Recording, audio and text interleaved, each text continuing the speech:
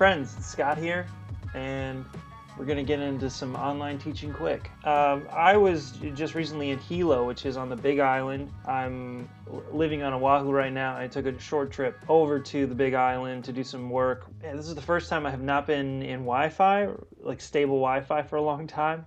And also, I don't have unlimited data, so a really interesting experience of trying to find a place where I could, have access to solid Wi-Fi and at least be able to do a little bit of work on my laptop.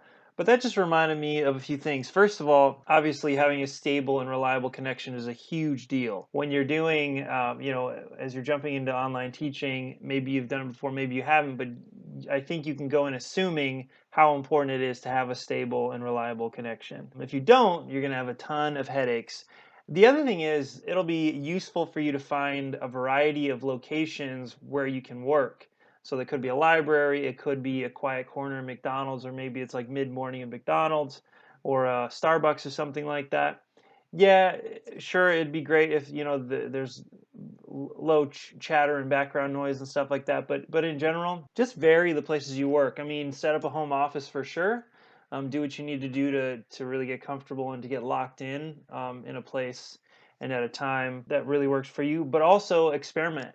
Try some different places. I worked at a Denny's until like 2 in the morning sometimes when I would go an Uber afterwards. So anyway, just really you have more control over your time now than you ever had before, probably. I mean, I'm assuming you're going to be doing a decent amount of asynchronous teaching, so take advantage of that. Like really experiment with some of the time that you have, either you individually or you with your family or whatever. Just play around and see what works best. In fact, it'd be great if you can comment on some of that experimentation. What works for you, what definitely does not work for you.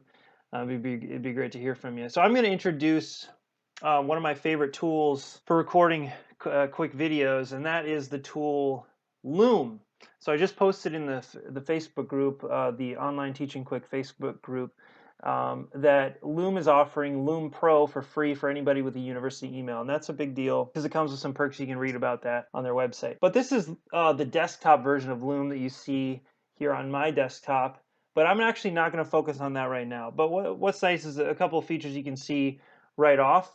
First of all, it includes the face. There's a face bubble. You can have options around that. You can change it to some picture if you want. You can also choose, some different areas of your desktop, or I mean, there's a bunch of options with it, so it's pretty handy and fancy in that way. But one of the things to keep in mind while we're doing this whole at a distance kind of thing, online teaching and learning, it's so important to see people's faces. So if you ever assign students, let's say they're doing, they have to record the video of some presentation they're doing, do whatever you can to not let them get away with hiding their faces. It's just great to keep that human connection, and Loom is a great tool for it. There are other great tools we can get into, especially if you have any ideas or questions yourselves on tools that can accomplish this.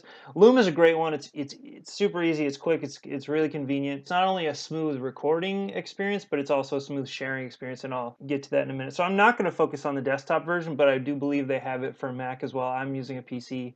That's probably something for you to care about. But I love this little face bubble, and you can move it around and stuff like that. So I'm actually going to switch over to my browser, and this is how I always, at least I have in the past, used Loom.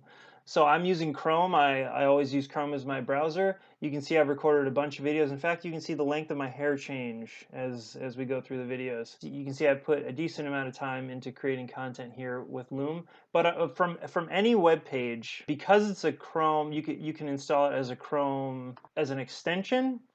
You can access it from anywhere and open it up on any web page or apply it to any screen you like. It seems like it's taking a little bit to load here, but it'll basically give me the same experience that the desktop version just offered. And so that is, it'll give me this little face bubble, and then it will give me some options on which screen I want to record. In fact, I saw this loading circle earlier.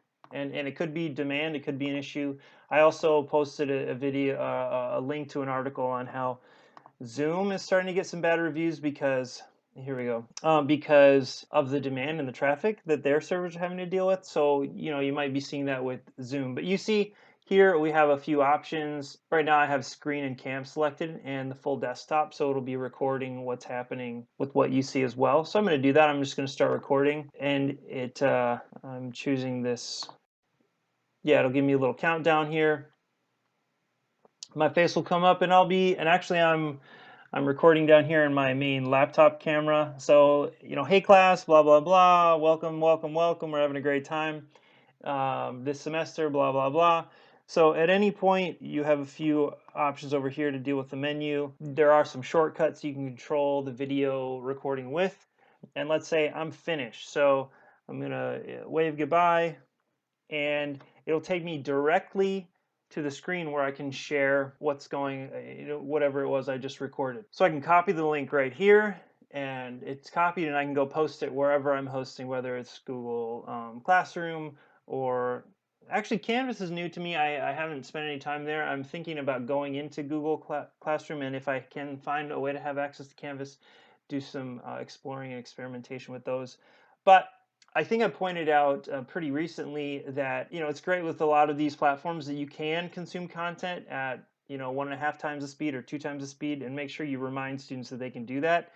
I think it puts you in a good place as having an understanding of the affordances of the technology, and you demonstrate that you really care about their time. Anyway, so that's ready to go. That's all I had to do. I just hit this little Chrome extension, popped up, gave me a couple options. I chose what I wanted. I clicked record, it counted down. I clicked finish with the little green check mark, and it took me to the page where the video is, and I can share it directly.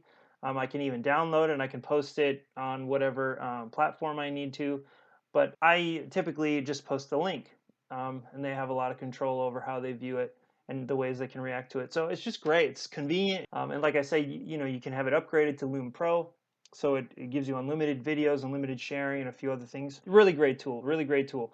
Please feel free to share any tools that you've come across, now that you are really spending a lot more time preparing for this online teaching gig. Yeah, let's keep going. Let's keep working together on these things. Yeah, see you next time.